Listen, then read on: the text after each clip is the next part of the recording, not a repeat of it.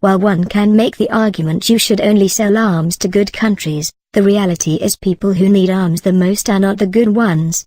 South Africa is heading for another moral and diplomatic dilemma if it heeds Saudi Arabia's call to make and sell arms for the Middle Eastern superpower, experts warn. But according to the Institute for Security Studies ISS, while the monarchy is complicit in large-scale human rights violations in the region, South Africa's options are scant because there is no clean market for arms. This month, Saudi Arabian Military Industries SAMI CEO Dr. Andreas Schwer attended the 10th edition of the African Aerospace and Defense AD exhibition in Pretoria, the first of its kind in Africa to be attended by the company. Schwer announced the state entity's intention to add South Africa to a number of international joint venture partners by the end of this year in an aggressive expansion bid by the company. According to ISS CEO and geopolitics expert Jacque Maribe, such a deal could revive the country's former glory as a formidable player in the international arms market. Saudi Arabia is one of the largest arms markets in the world.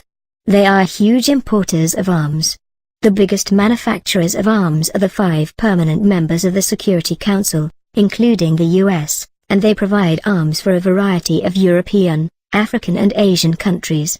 While one can make the argument that you should only sell arms to good countries, the reality is that people who need arms the most are not the good ones.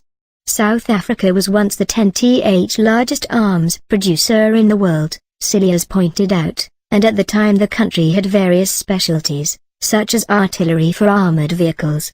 Local state arms maker Denel spokesperson Vuil Wakinga said the company would welcome any country that would look at South Africa for procurement of defense material, particularly countries that we enjoy good diplomatic relations with, and we are allowed to sell to by our National Conventional Arms Control Committee.